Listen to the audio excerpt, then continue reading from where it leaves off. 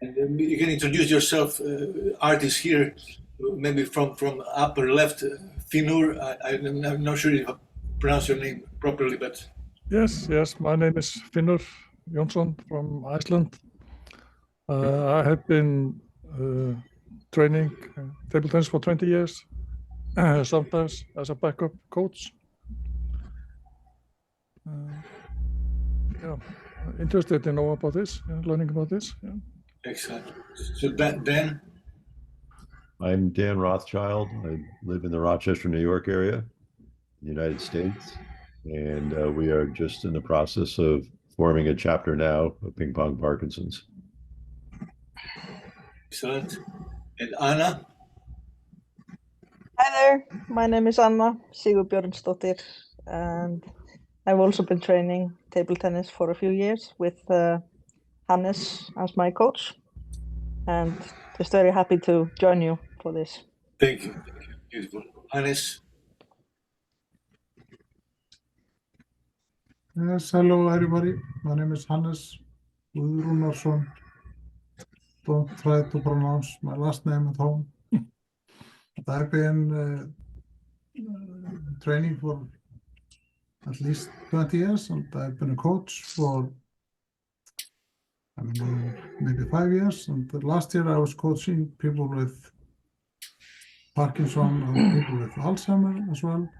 And I saw progress there, so I did a pilot project on my own.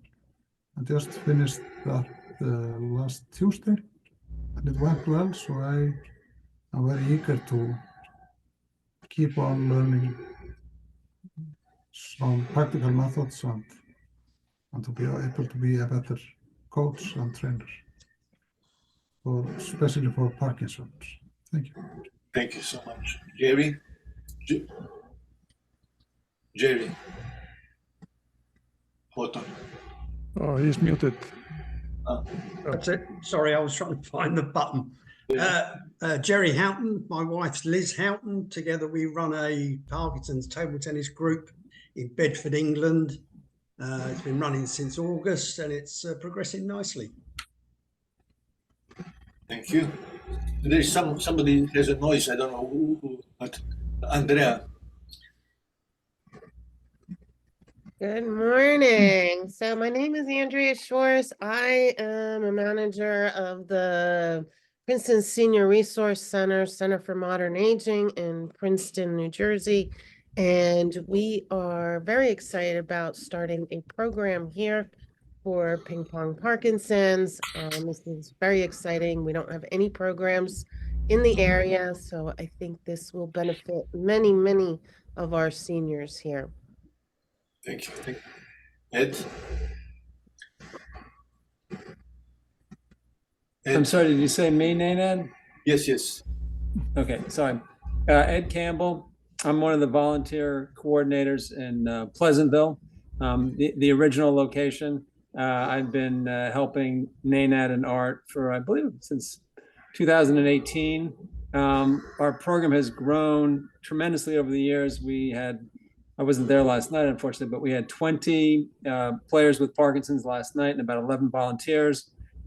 We're so lucky to have Will Short's facility in Pleasantville, where we have excess tables. So we have used upwards of 15 tables on a given night when we have large numbers. So, but it's very exciting to see all these new programs coming online. Yeah. Art, before you start, let me just see whose microphone is doing noise. Do you hear noise? Do you see? It ain't me, Nanad. I hear it. Let me just for a second mute you.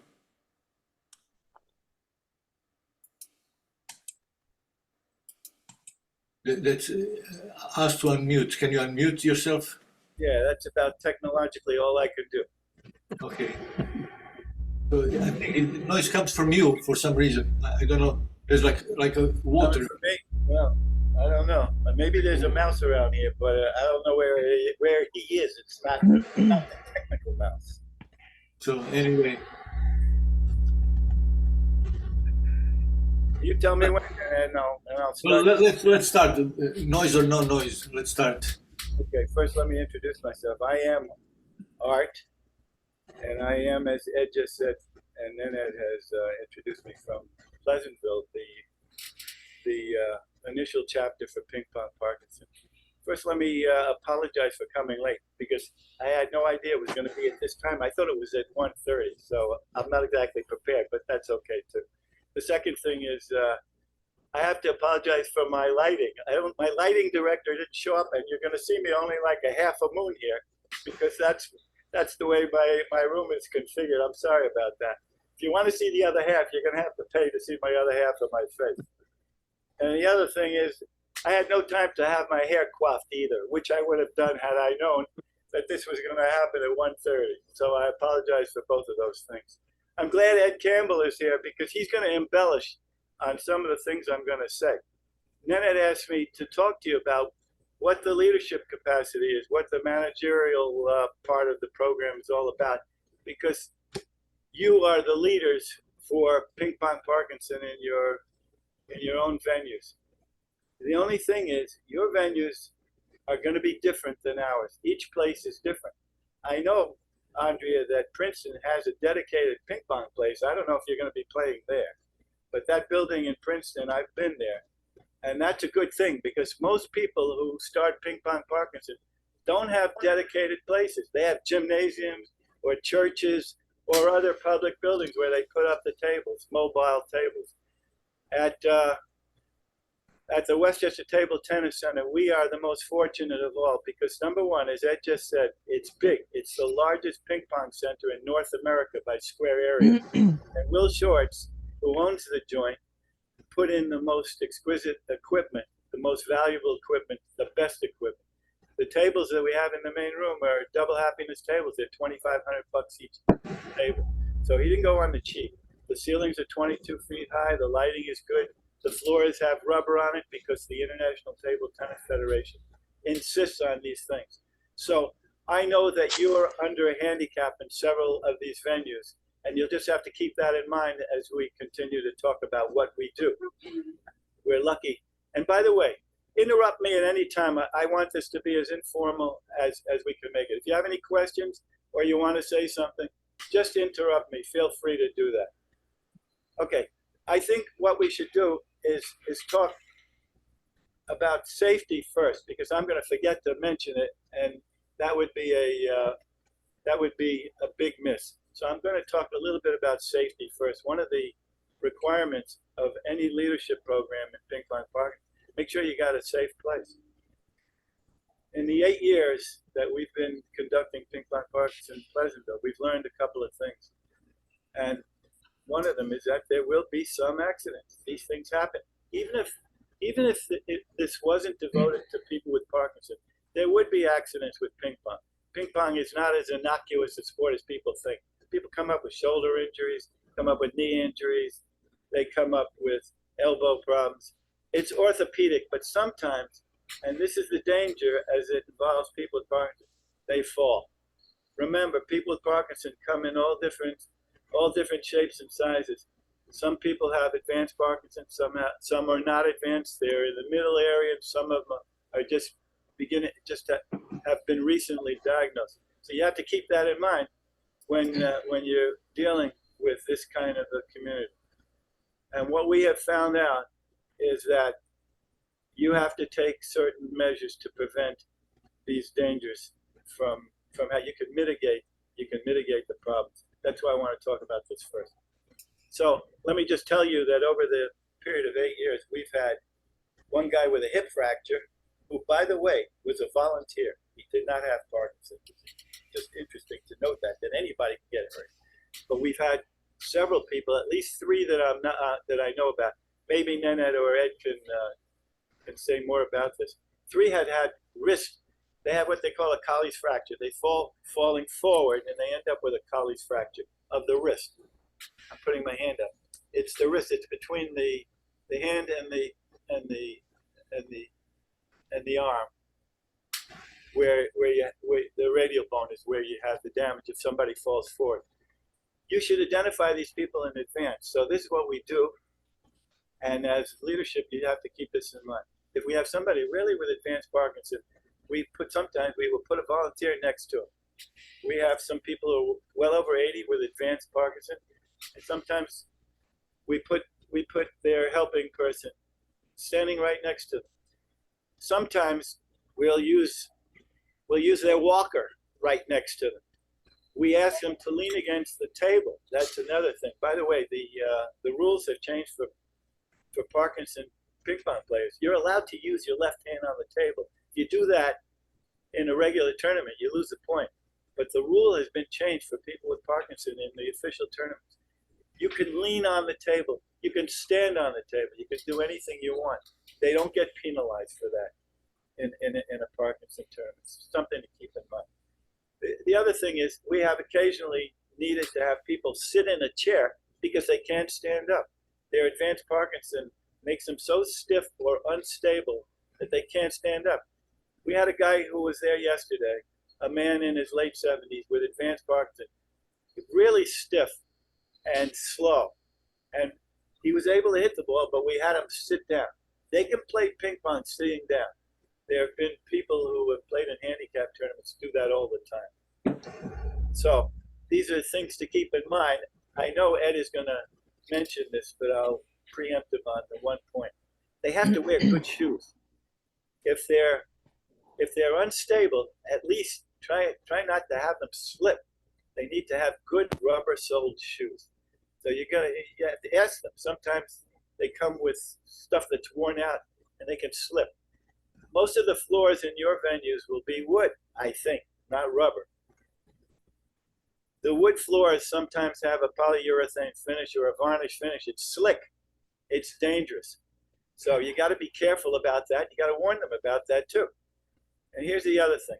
When you teach them, you want to teach people with Parkinson not to cross their legs, ever, because that's an accident waiting to happen. So when they move, straddling is best, but hopefully they don't really have to move to cover the ping pong table.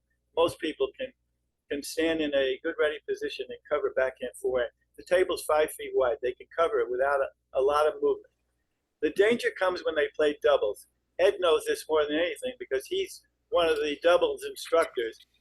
We don't have enough tables for everybody to play singles, and you won't either if you have a large group of people.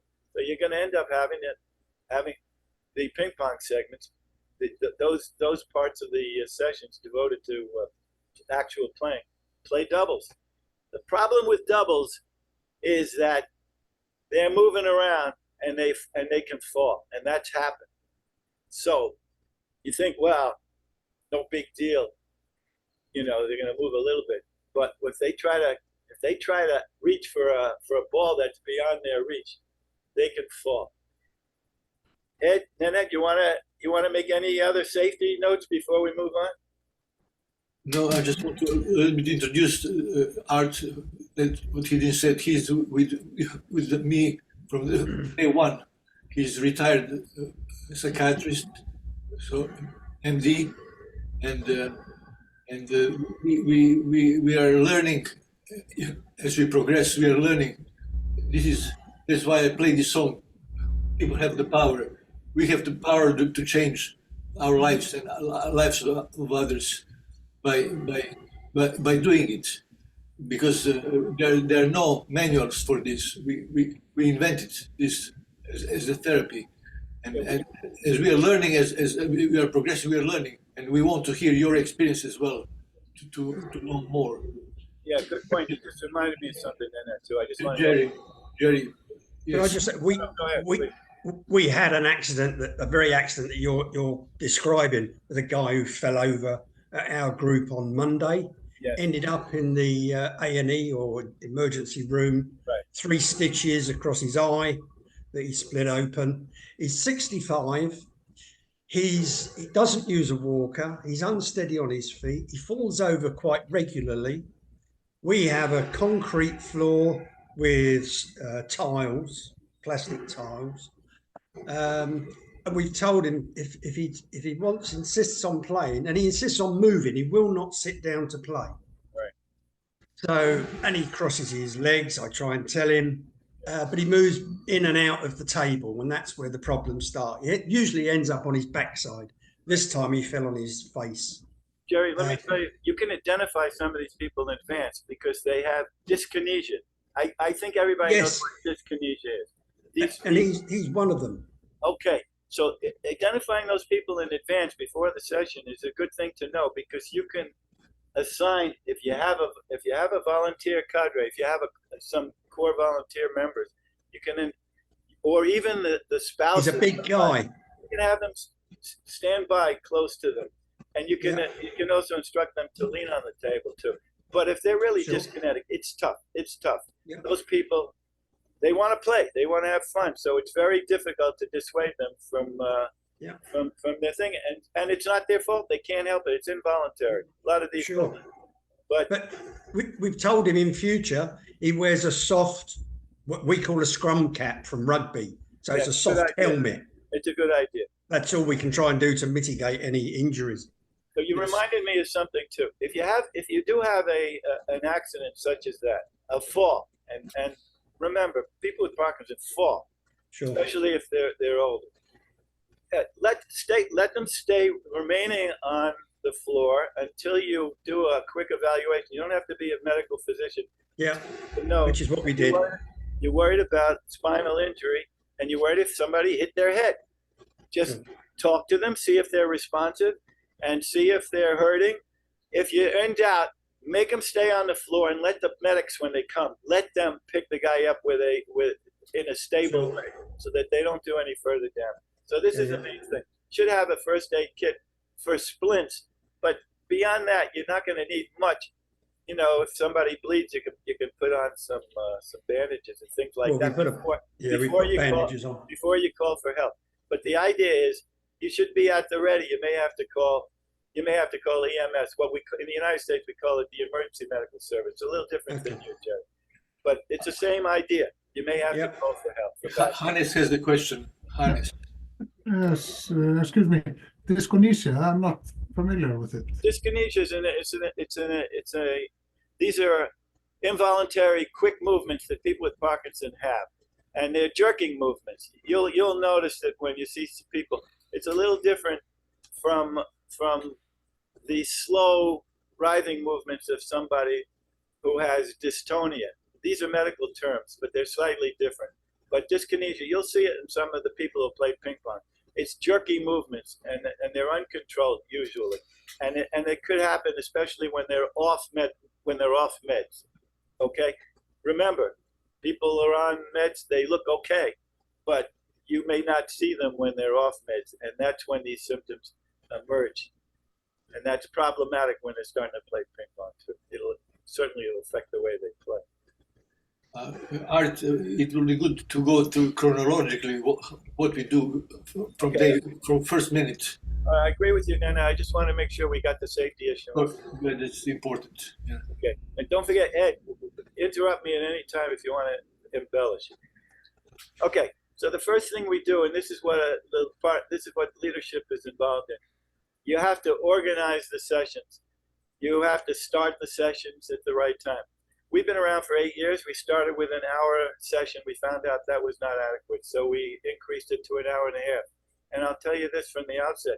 We found out that ping pong by itself, although it's very good for a lot of different things relating to people with Parkinson, is not sufficient. As no sport is sufficient to accomplish everything you want to do. Ping pong is good for coordination. It's good for balance. It's good for cognitive things. You have to use strategy. There's a lot of neurology involved in hand-to-eye coordination. So it's very good sport. That's why we do it, and also because it's fun. But it's not aerobic, especially at the beginning level, and there's no weight training or resistance training involved. And every medical organization in the world, including the World Health Organization, the WHO, is now emphasizing the need for doing weight-bearing exercise. They don't get it unless we do something different. And then I'd mentioned that we have changed. We have evolved over the 8 years, not just because we've expanded to an hour and a half, but because we do different things, which I'm going to talk to you about. The first thing the instructor or the leadership has to do is get people seated. If you have chairs, use them, because it's better that they relax in a circle in the beginning of the meetings. And this is the time when people are introduced, if they're new. This is the time when people tell you who they are by calling out their names loud. That's even an exercise in itself. And we make announcements. So yesterday, we made an announcement about COVID-19, about what the situation was relating to it in the United States and in our area specifically. And we even encourage people to get the booster shots, which is offered by the government for free here in the United States. So you can make any announcement you want. Nanette made an announcement on an upcoming event. So that's what we do for the first 5 to 7 minutes. We sit down in a circle, everybody meets each other, and it starts the session. It reduces the chaos because everybody is fairly quiet and everybody is attentive. That's part of the leadership. You have to do that. You're going to find that you'll end up being shepherds.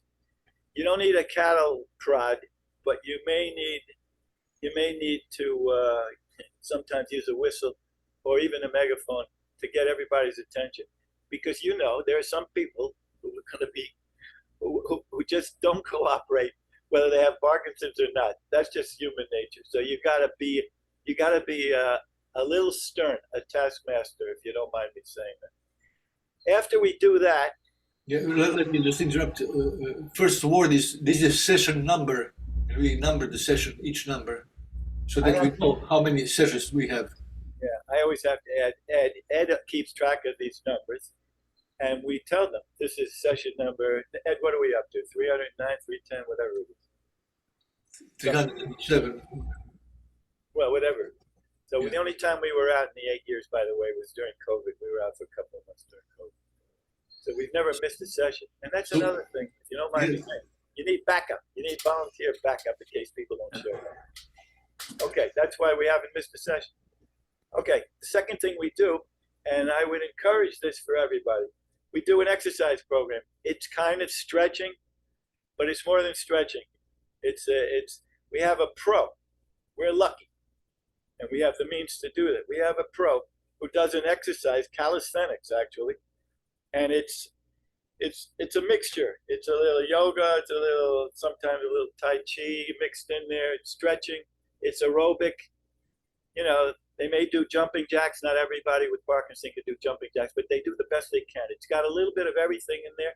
Lasts for 8 to 10 minutes. It's a warm-up. I think every program should have a warm-up time like that. Minimal stretching anyway. Ed, you got anything to add about that? Sorry, I'm on mute. Sorry, we're having some work done at the house today, so. I'm sorry. I'm sorry. It's okay, but yeah, I mean, obviously the thing that's happened to us is that we've gotten so large that we have to be incredibly diligent and organized each and every week, because we can have 40 people in the room with us. It was much different, obviously, in the beginning when we would have 5 people with Parkinson's and a couple of volunteers. So it always felt a little less formal. And your group will be smaller and stuff like that. But yeah, I mean, Art's right on. Art and Anna are right on about everything.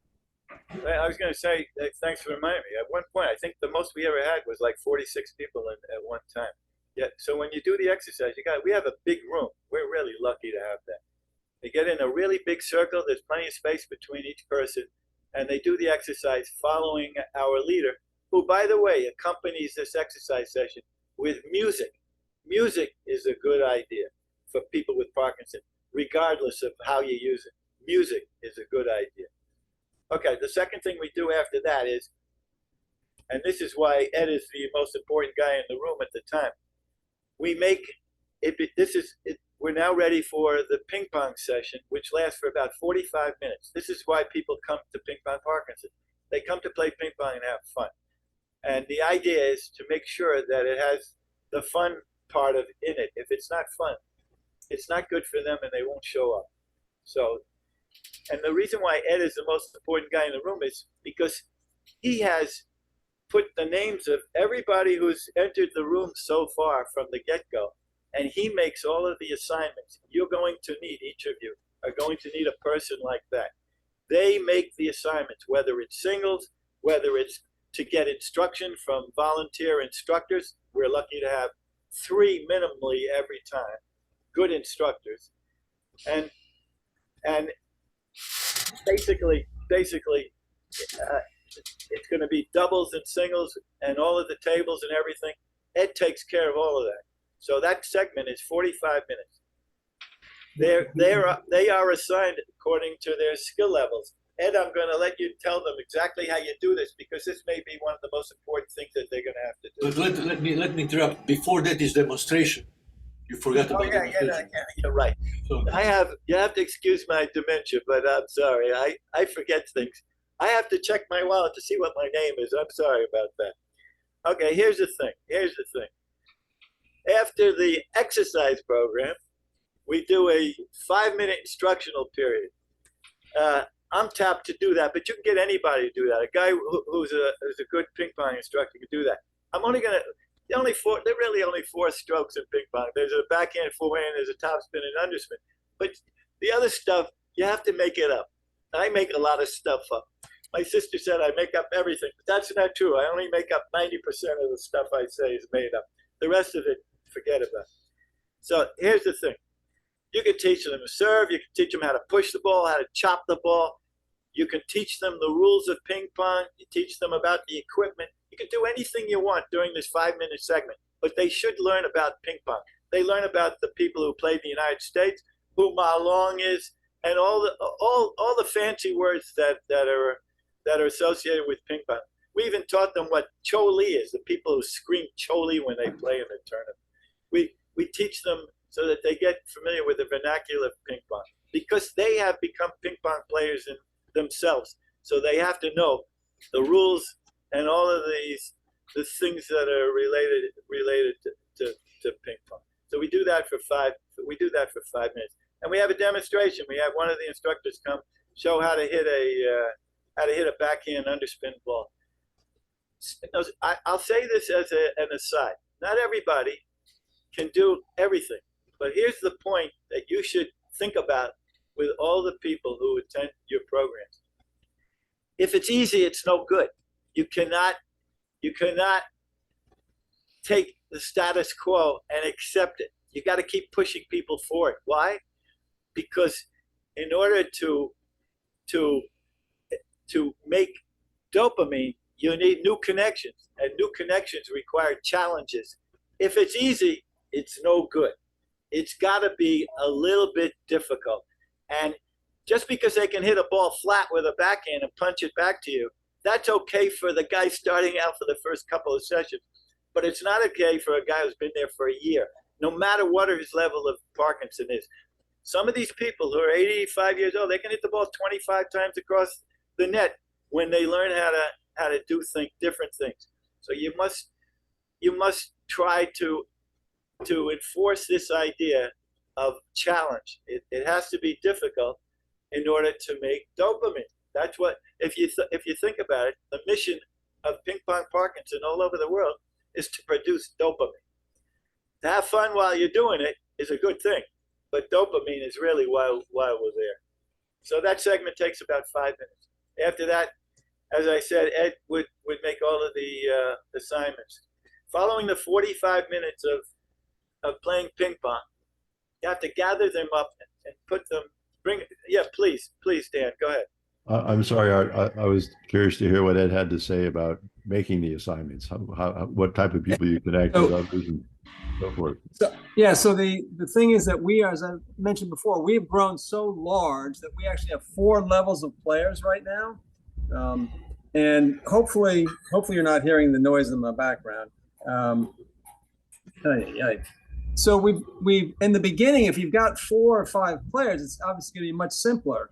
And I know some of the smaller programs do things like have just rotations, where maybe you have a couple of volunteers on one side of the room, and then you rotate the players with Parkinson's so they get a chance to just, to move around and hit with different people throughout the session. We've gotten so large that we've had to literally create tiers of players, so that it just helps us organize very quickly when we have 20 players show up, and matching them up with 10 to 15 volunteers. So, and we, you know, as you guys advance, and as any program advances and gets a little more complicated based on numbers, we're happy to share the details. And I've created a spreadsheet. I think there's probably about 40 players on that spreadsheet right now with a number of volunteers, and we're always adding and subtracting off of that list as well. So yeah, I think, but the good news is, I know what we're describing for you is a program that's basically been around for almost, 8 years at this point, or 7 years, and has grown, dramatically, and is doing very well. It's going to be much simpler for you organizing the players based on your numbers, as you're starting with 4, 5, 6, 8 players. So define the categories, 4 tiers. Define. Yeah, so we have advanced players. We've got in our tier 1, we've got players that go to the World Championships, and not all of the 8 players in that tier go to the World Championships, but a number of them do. And then in tier 2, those are the next best. They're the intermediate players. They could play with tier 1 players, but not necessarily competitively in any kind of a formal competition. And then tier 3, maybe it's some of our elderly players who are less mobile, but are decent players. And then tier 4, level 4, would be our real beginners. And what we typically do is, for when you get a new player, we do that first night evaluation.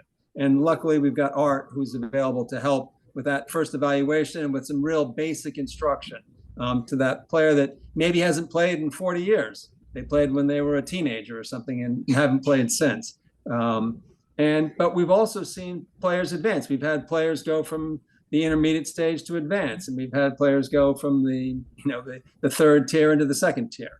I was going to say before, we have a woman who's been injured twice in the 7 years that I've known her, and she basically just hit the ball back and forth, barely moved at all when I first met her. And now she's running around playing doubles and loving it. But unfortunately, she's so competitive that she's had a couple of spills and keeps coming back, thankfully. Okay, anyway, I'm glad that you have supplemented me on that, Ed, because really, I really wouldn't be able to do it by myself. And that's the whole point. You're going to need help. All of you are going to need help. You can't do it by yourself because it becomes it's too large a task. And there are too many things to do. You need a lot of skill sets, and you need people with different skills to do these things. Ed has this organization ability, and believe me, I am bereft in that department. So thank God for him and his backup. Without his backup yesterday, we would have been in trouble. You need volunteer backup. So that's a good thing to keep in mind. After we're through with that segment, which takes 45 minutes, it's now 8:30. Remember, we started at 7:30. It's now 8:30 in our club in the evening. And that's when we all get together for juggling.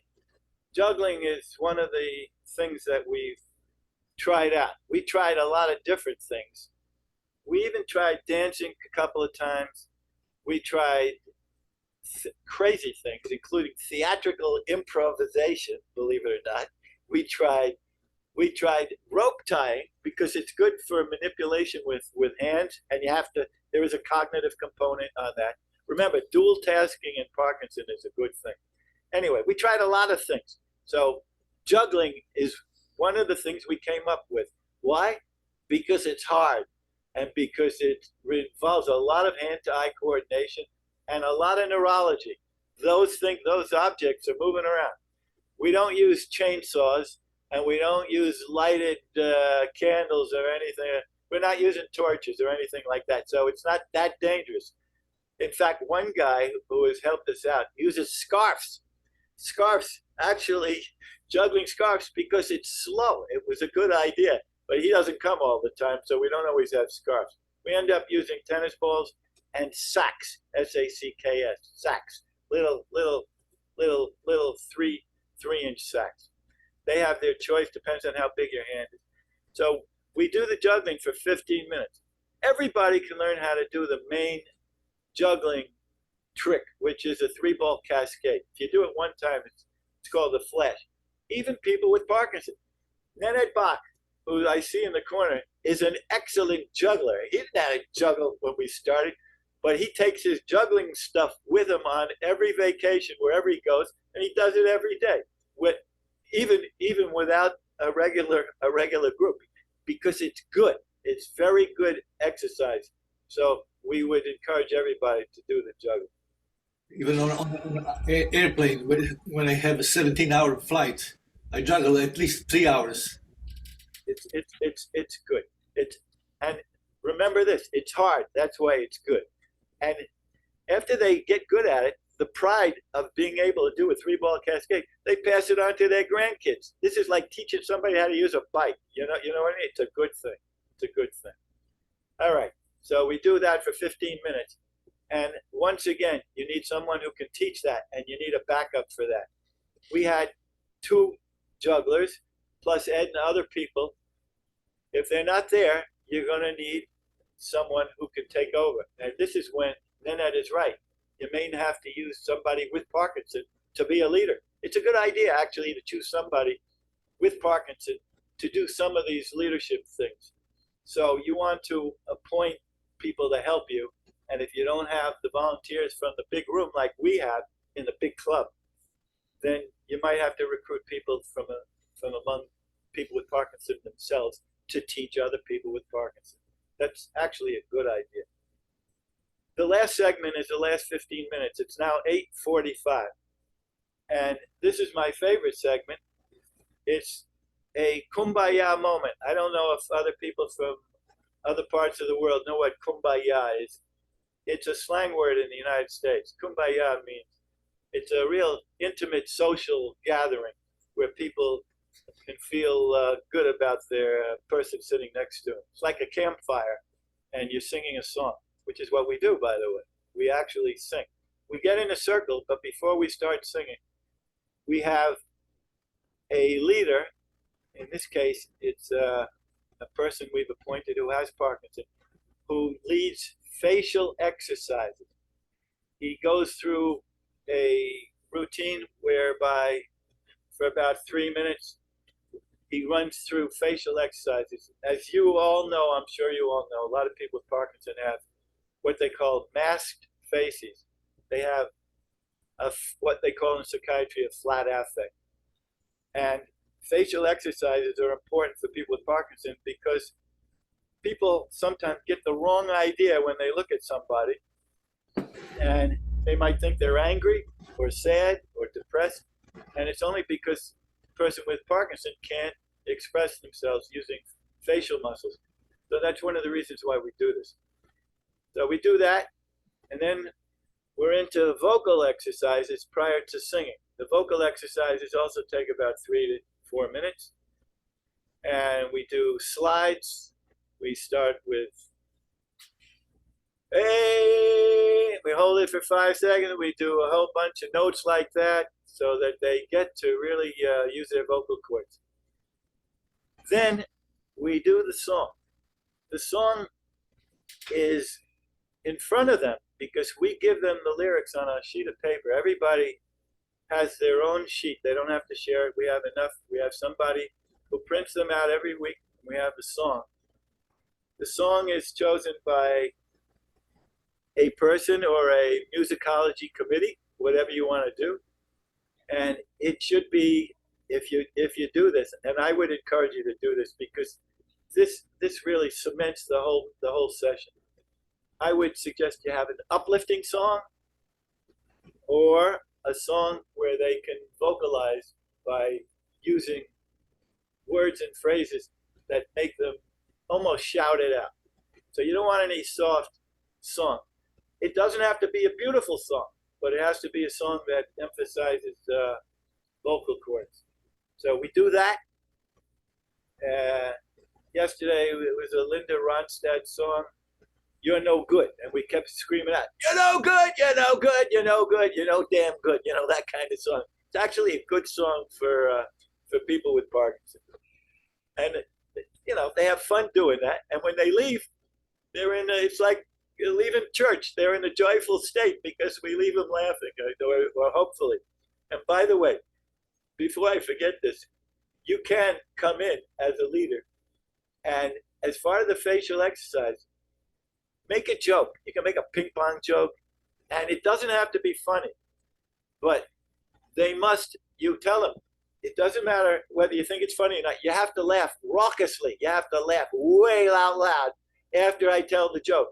And it's very contagious. You'll find that even if it's a stupid joke.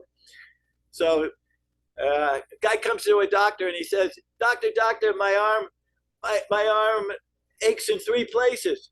And the doctor says, well, don't go to those places. See, it's a stupid joke. It's a stupid joke, but they have to laugh. We make them laugh, and we give them a prize for the person who has the best response to these stupid jokes. And that's part of the facial exercise. I don't want to leave that out, because remember, one of the components is it's supposed to be fun. Okay, it's serious.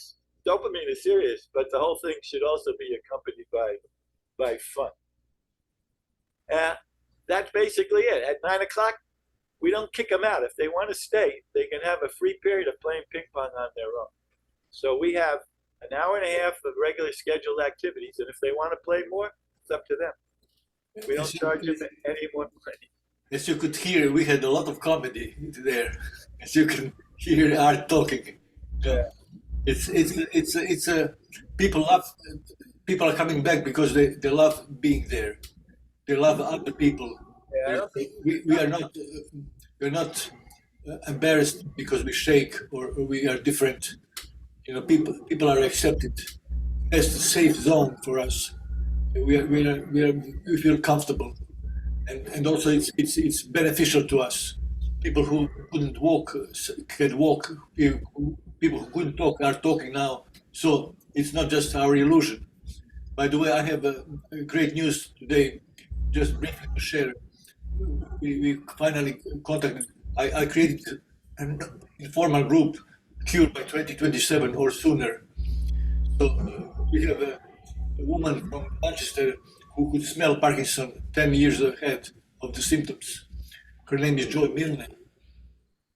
And finally, we reached an engineer in Germany who produced electronic nose. So we will have a Zoom on Thursday or Friday of this week, of next week, sorry. I'll embellish on that, Nenad. I don't know if everybody got that, but what Nenad is saying is that there is a smell test for diagnosing Parkinson that Nenad is bringing up. Also in the news this last week, by the way, is another test for Parkinson. I don't know if you saw this in the major newspapers, about skin testing for certain proteins. Did anybody see that?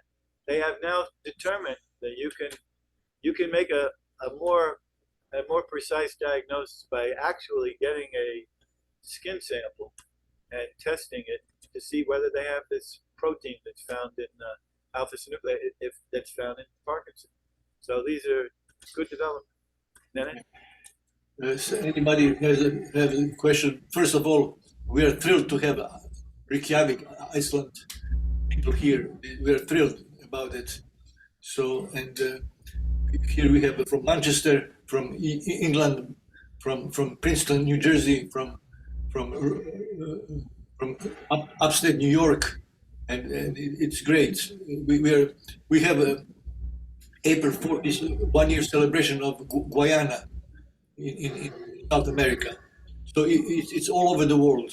So we are helping each other, sharing information, sharing our knowledge, because our goal is to help people, but also to be instrumental in finding the cure, which was not the goal in the beginning.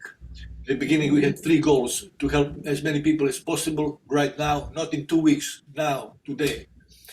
To connect with scientific community and to be part of Paralympic Games or Para Games. So we are advancing in all fronts, but we added the 4th goal, which is finding the cure. So we will leave no stone unturned till we find it. Yeah. So anybody has a question, suggestion, comments, you're welcome. Yes. Is there some website we can go to look for information about this program? Yes, it's PingPongParkinson.org. Okay. Parkinson, I'll write it in the chat. Yeah. Okay. Yeah. Thank you. Yeah. Finnick, you mind if I ask you, how far is the lava flow from where you are?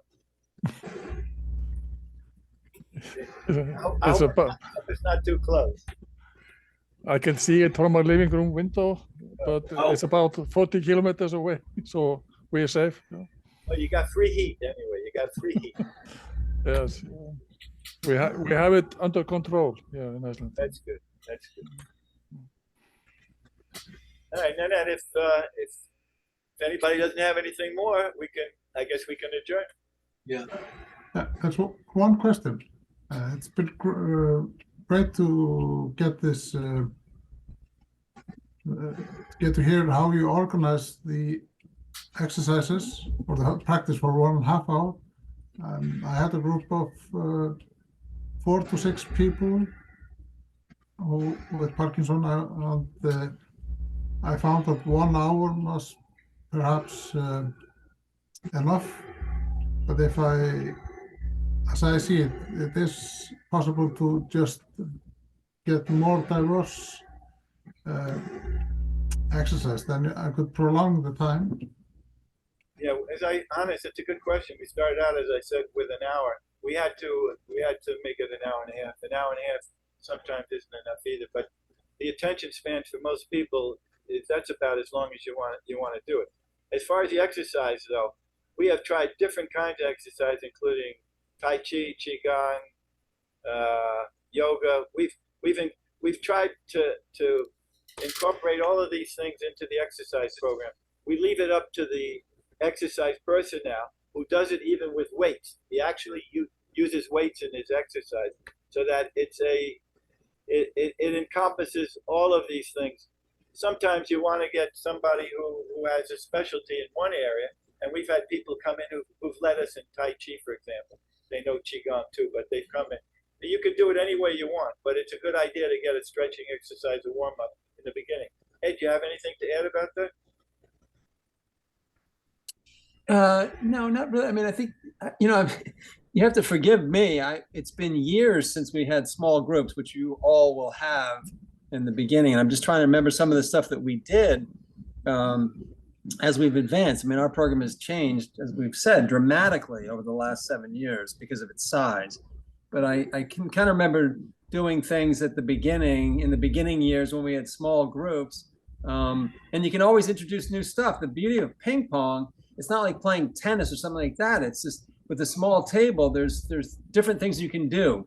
You can put cups on the table, for example, plastic cups, and have the players hit at them and try to knock them down. I got people years ago to if they're a right-handed player, I got them to play left-handed, which provided a new challenge. And that when you first tell them that, they look at you like, what? And then you show them, they hit 3 balls, and all of a sudden they realize, oh my gosh, I can do this. We've actually done drills where people switch. They hit right-handed and then left-handed, right-handed and left-handed. So the only reason why I'm bringing that up is that after you've played with certain people for 6, 9, 12 months, you might say, gosh, what can I do with them that will challenge them? As Art and Nana were saying, it's always about challenging. Our top players, we don't worry about our top players so much because they're very competitive and they're able to play competitive singles, they play doubles and stuff like that. But for some of the intermediate and more beginner players, there are lots of things you can do to introduce to them that will help challenge them without forcing them to run around and create risk and safety issues. So I have one more thing which is unrelated. I just want to congratulate Daniel Rothschild for not having a Rochester accent. I can't stand a Rochester accent. I've only lived there for 8 months, so I have an excuse. Good for you. Lucky for you, Dan. Lucky for you. Well, this is a good number, 9. We have 3 in a row and 3 down. It's a good number, and there are not too many people. We will continue with this monthly, every month, maybe every Thursday, first Thursday of the month. Art and whoever comes will talk about what we do. And also, I started only with me, by the way. Now we have 3,000 people around the world. So So it will grow because it's effective and it's working. Anyway, my heart is full when I see you all of this like this, and you're kind people because you want to help others. That's very noble of you. We appreciate your contribution. Anyway, so we will conclude this, and Jerry, if you want to stay, just for a moment, I'll stop recording, but you can stay, Jerry, because I want to talk to you. And thank you, Reykjavik, Iceland. Yeah, thank you too. Yeah, it was Thank you, very Princeton. informative. Yeah. Thank you, Princeton. Thank you all. I had great time in Princeton. It's such a cultural city, and such a generous people, like I rarely experienced. It's really It's a wonderful place to be. And we're right by New York and Philly, and we're so centrally located. And yes, the people in Princeton are just wonderful people. no wonder why Einstein chose that place to live. No wonder. He was accepted. We have a program in Philly too, right, Nina? Yes, in Philadelphia we have also program. At a Ping Pod. PingPong, yes. Yeah. And, then you are starting soon, I guess, the program. We hope so. We're trying to finalize arrangements on a location, and once we do that, we'll get things rolling. We're with good chance we're going to be at a local community center that's got very adaptable space. We're going to have to acquire tables and equipment, but we'll get going on that, and I think it'll come together nicely. Excellent. By the way, this is Liz. Liz, you can say hello. Liz is our poet, PingPongParkinson poet, official poet. She writes the poetry for us. Great. I don't know if you have ready for PingPongParkinson for Cure 2027. Do you have, maybe, do you want to recite it? If you have, now, if you have it close. I'll have to find it. Okay. Then before we quit, I have one request from Anna too. I want to see if she can pronounce her last name. Pronounce. Are you talking to me? I am. I see your name on it, and it looks like a whole bunch of alphabet, but I can't understand how anybody could remember how to spell that name. Well, it took me a while when I was a kid. But it's Sigurbjörnsdóttir. You did a good job. Thank you. I once actually experienced, I was traveling with a symphony orchestra in Canada, and we were checking into a new place, and they were trying to find my name, and I started to spell it, and then soon they said, "Oh, you are Anna 17," because my last name has 17 letters. And they just decided before I arrived that they would not try to spell it correctly, and they just called me Anna 17. So.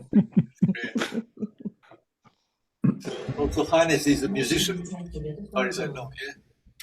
Yes, I'm a musician. Yeah, me too. Me too. Yeah. So let's see if is Liz finding the song, the poem. Jerry, is Liz finding it? Will Liz find the She's gone to look for it, yes. Okay. Yeah. We'll go check. Yeah. We have also German Open in May, and we have the World Championship in Slovenia in October. So if you want to come, you have time to prepare people to fly to Slovenia.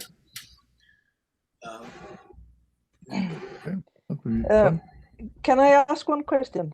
Absolutely, yes. I find this very interesting about the being able to smell Parkinson's like 10 years before the symptoms arrive. Correct. Do you have any links about where we Of can course. about On this? PingPongParkinson, It's just very interesting. on YouTube, Ping Pong Park. I'll send you. Let me just find the what to say, the link. Let me just find it, and I'll share with everybody.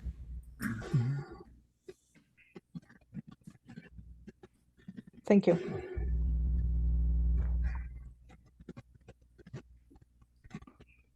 think you're ready for the poem. Just a moment. Let me just find first.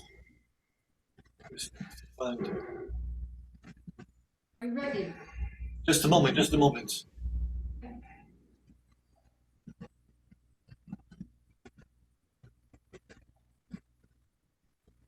Where is it?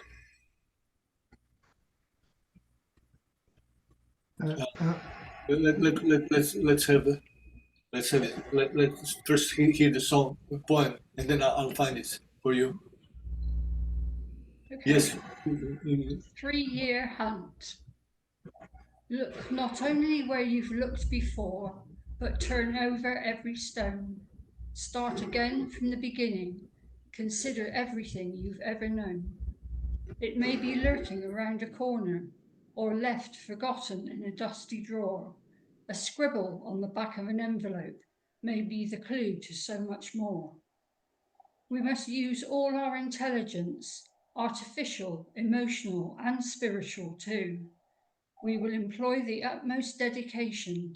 Half-hearted tinkering will not do. Try transcendental meditation. Try by whatever means you must. Be practical and yet creative. Ponder magic spells and fairy dust. The makings of the answer lie in all of us right now. We can give you so much evidence. If we can help, then tell us how. Our PingPongParkinson family will support you all the way as you negotiate the obstacles you'll meet along the way. Work together on this common goal. You must think outside the box. There's no time for hesitation. If necessary, pick the locks. Exclude prejudice and apathy. Keep your egos under wrap. This is a global undertaking. No time for falling into traps. 3 years to find the answer, the cure, our holy grail. This is our sacred mission.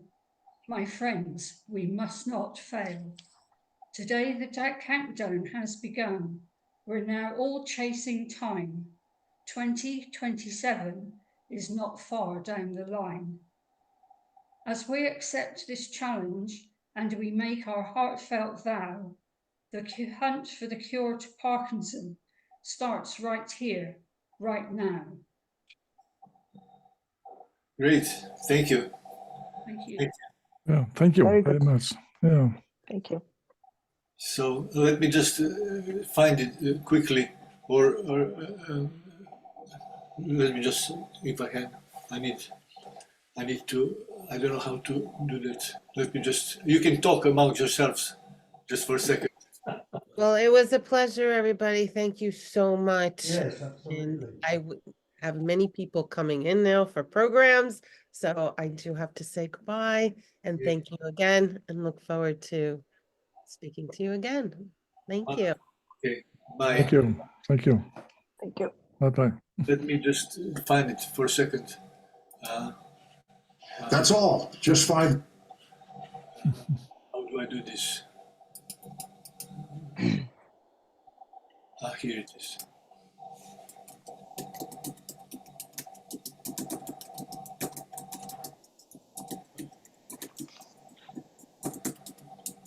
Finnur og Hannes. Já.